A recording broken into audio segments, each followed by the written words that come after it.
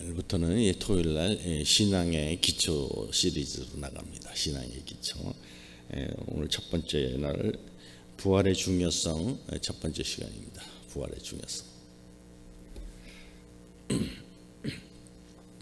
교회를 안 다니는 많은 사람들은 종교가 다 똑같다, 비슷비슷하다 이런 생각을 하시고 또 그렇게 말씀들을 하죠.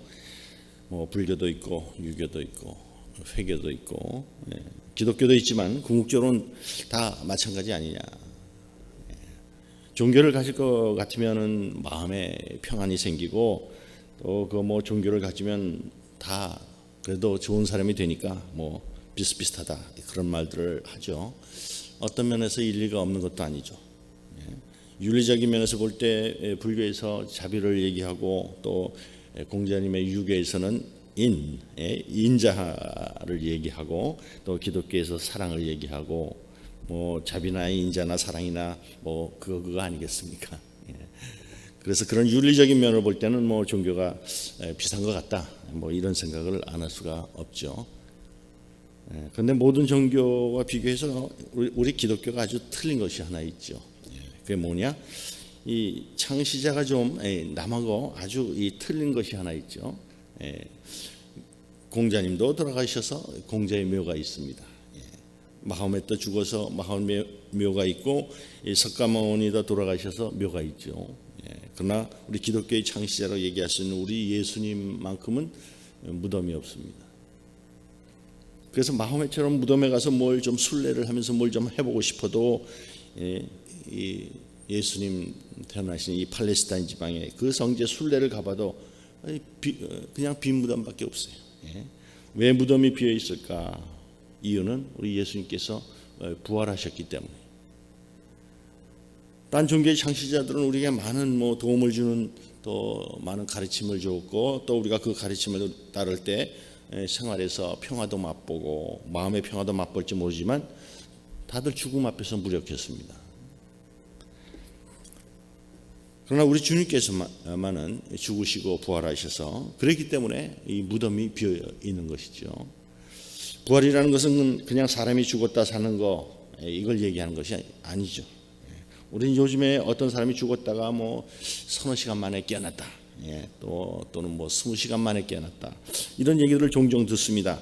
이렇게 죽었다가 살았다는 사람들이 많아요. 죽었다가 살아나서 또 이상한 데 갔다 왔다.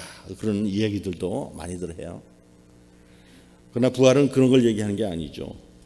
부활은 죽었다가 영원히 다시 죽지 않는 몸으로 살아나는 것이 부활이죠. 그래서 나사로도 죽었다가 이렇게 살아났지만 그건 부활은 아니죠. 왜냐? 또 죽었잖아요. 예수님께서 부활하셨다 하는 이 사실이 모든 종교를 시작하는 이 창시자하고 가장 큰 차이입니다. 또 예수님이 부활하셨다 하는 것이 우리 믿음의 핵심이고 기초입니다. 만약 이런 부활의 사실을 빼버리면 예수 믿어야지만 구원을 받는다 이런 소리를 할 근거가 없게 되죠. 부활이라는 것은 우리 신앙의 핵심이에요. 그런데 교회를 다니시는 분들 가운데서도 이 부활에 대해서 별로 그렇게 심각하게 생각하지 않으시는 분들이 꽤 많습니다. 믿음이 안 자라요. 믿음이. 부활에 대해서 분명히 확신이 없으신 분들은 하나님하고의 이런 친밀한 관계가 생기질 않아요. 제가 아는 어떤 분은 한국에서 젊었을 때 아주 불교에 심취했던 분이 있는데 그래서 젊었을 때는 산에 올라가서 머리도 깎고 40일인가 50일인가 예수님보다도 금식을 더 길게 많이 한 분인데 책도 많이 봤어요. 책도. 그러다 이분이 이제 불교에 대해서 회의를 느낄 만한 그런 사건이 있었어요. 그것이 뭐냐? 이분이 굉장히 존경하는 아주 훌륭한 스님이 한 분 계셨는데 이 스님이 돌아가시게 되면서 이분이 이제 그 스님의 임종 자리를 지키게 됐단 말이에요. 그때 이분이 물었어요. 큰 스님께서는 도를 깨달으셨습니까? 그러니까 그 스님이 하는 얘기가 우리가 무진애만 쓰는 거지 어떻게 내가 도를 깨달았다고 얘기하겠나. 그리고는 돌아가셨단 말이죠. 그래서 이분 생각이 내가 보기엔 이분 정말 살아계신 부처님 같으신 분인데 그렇게 많은 시간을 쓰고 수많은 그 선을 통해서 또 그 많은 책을 읽고 공부를 통해서 애를 썼는데도 이렇게 도에 대해서 답을 못 얻었다고 할 것 같으면 나 같은 사람이 어림도 없겠다. 그러면서 이제 회의가 생겼어요. 이분이 이제 학교를 졸업하고 대학교에서 가르치시기도 뭐 하다가 미국에 이민 오셨는데 그 아들이 예수를 믿게 됐어요. 아들이 예수를 믿고 확 이렇게 변하는 모습을 보게 되니까 옛날에 그 마음에 있었던 불교에 대해서 회의에 들었던 그런 마음하고 더불어 가지고 나도 한번 예수 믿어볼까 그런 생각이 들었단 말이죠.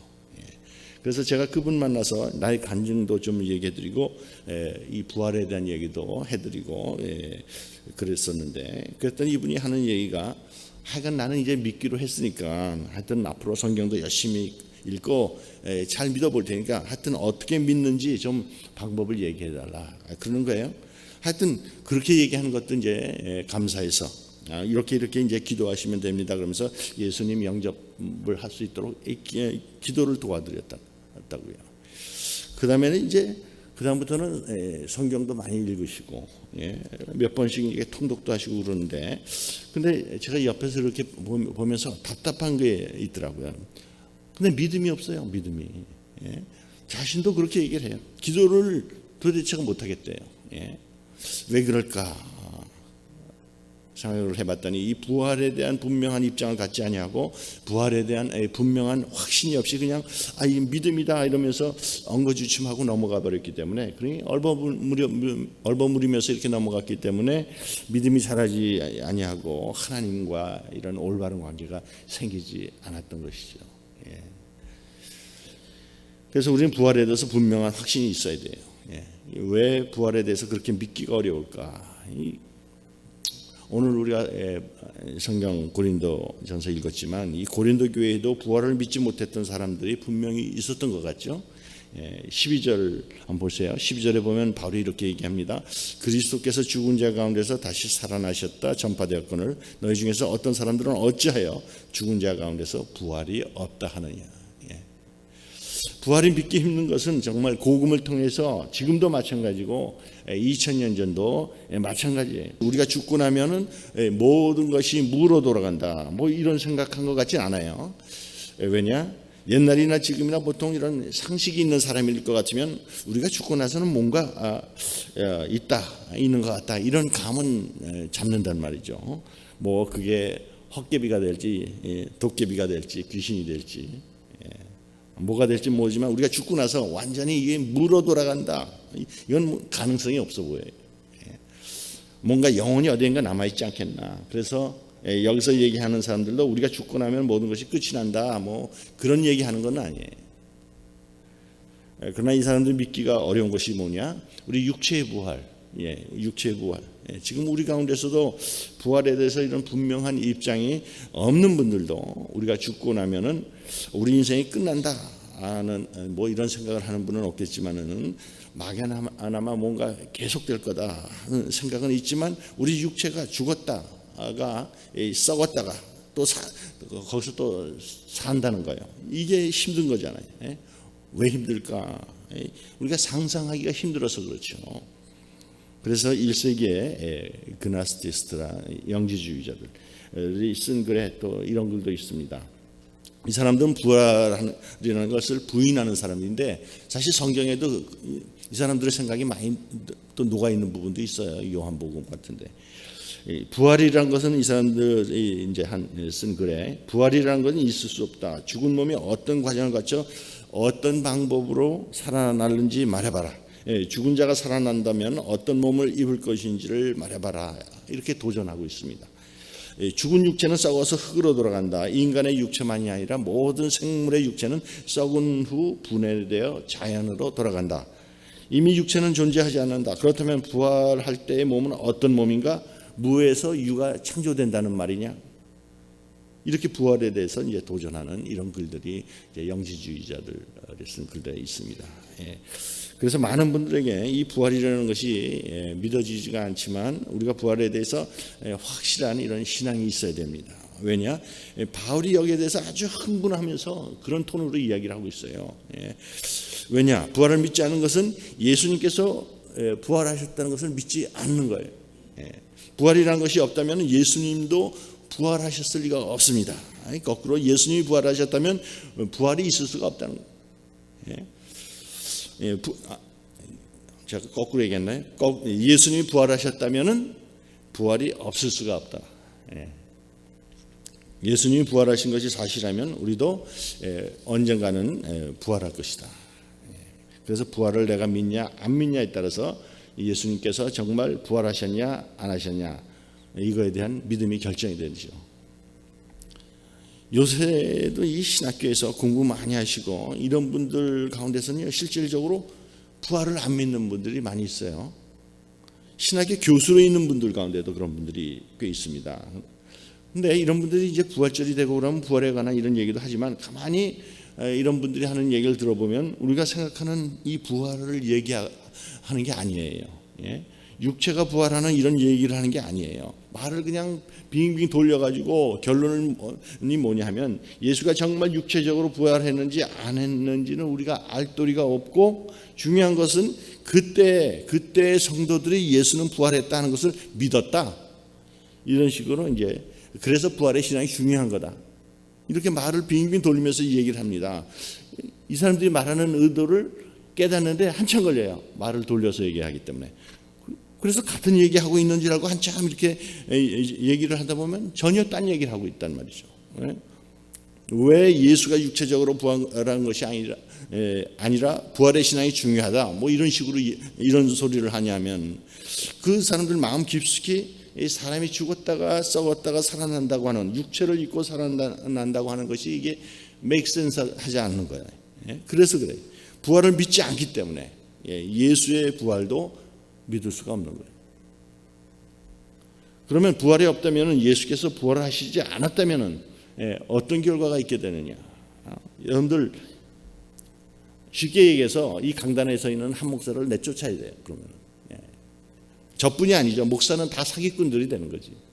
목사들은 정말 목사라면은 이 부활에 관해서 이거는 뭐 지금 현재의 목사들만이 아니라 2000년 전에 이 사도 바울을 봐도 이 바울의 메시지들을 보세요. 메시지의 핵심이 뭐예요? 부활이죠.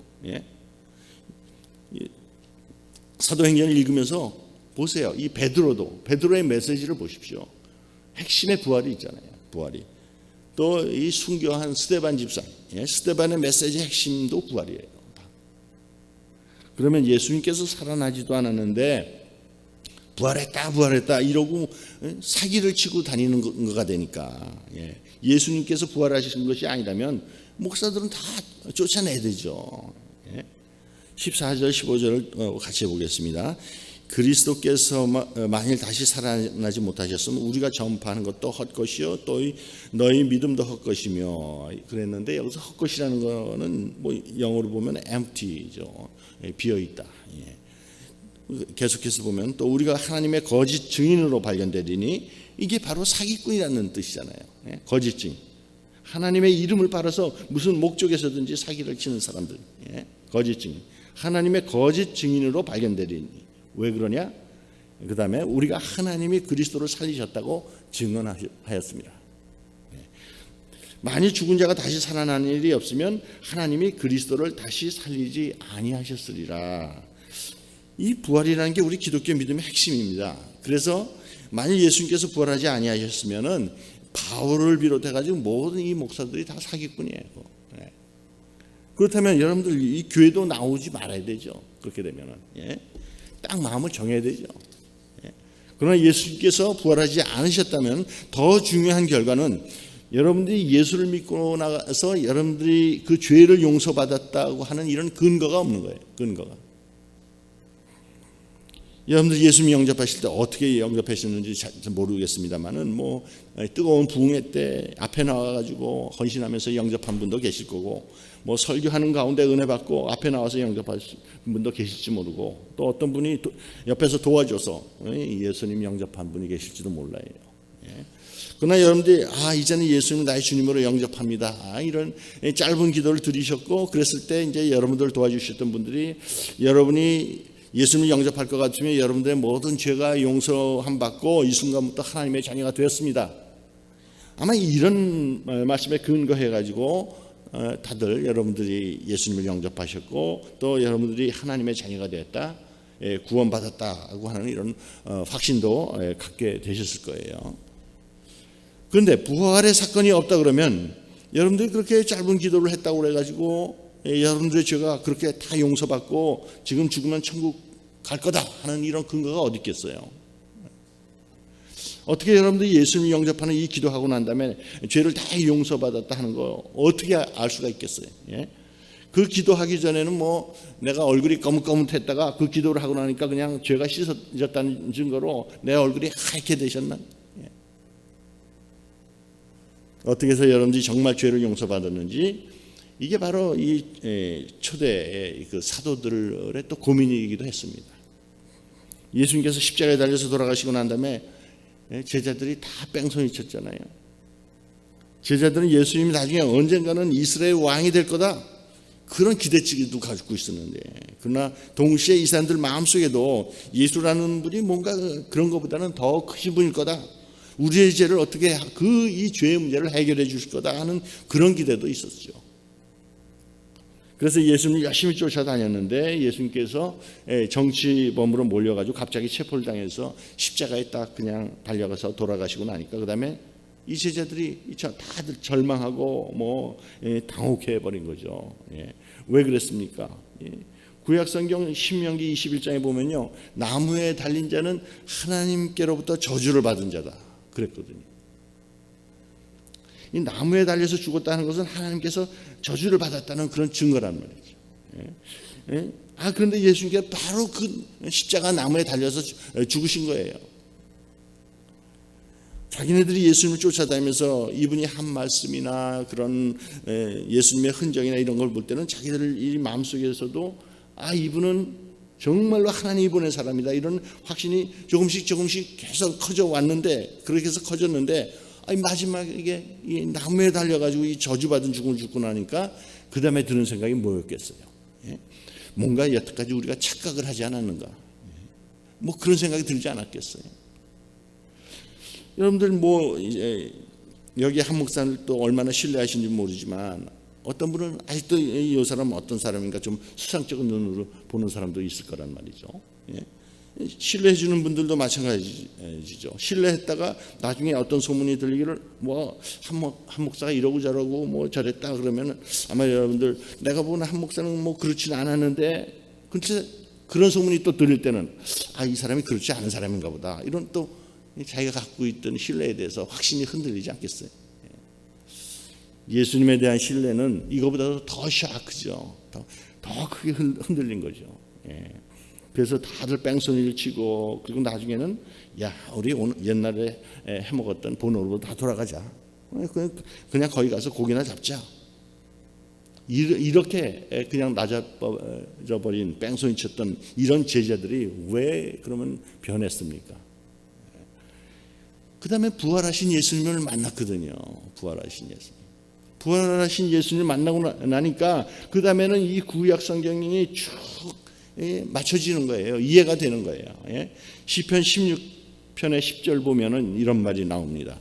이는 주께서 내 영혼을 스올에 음부에 버리지 아니하시며 주의 거룩한 자를 멸망시키지 않으실 것임이니이다. 이 제자들이 이거를 몰랐는데 이 예수님의 부활 사건을 보고 나니까 이는 내 영혼을 음부에 버리지 아니하시며 주의 거룩한 자를 멸망시키지 않으실 것임이니이다. 모든 사람은 다 죽어서 썩어졌는데 이 예수라는 분이 부활한 걸 보니까 이건 뭘 증명해요? 이분은 하나님 앞에서 거룩한 자로구나. 우리 인간은 다 거룩하지 못했기 때문에 다 죄인이기 때문에 다들 죽어야 됐지만 이 예수님 이분만은 우리가 경험했던 대로, 우리가 들었던 대로, 우리가 체험했던 대로 정말 완전하신 분, 거룩하신 분, 의로우신 분, 그래서 죽음이 가둬둘 수가 없었던 거다. 그 다음에 그러니까 이제 제자들한테 드는 생각이, 그렇다면 왜 이 완전하신, 이 거룩하신 분, 의로우신 분이 왜 그러면 이런 저주의 죽음을 죽어야 했겠는가?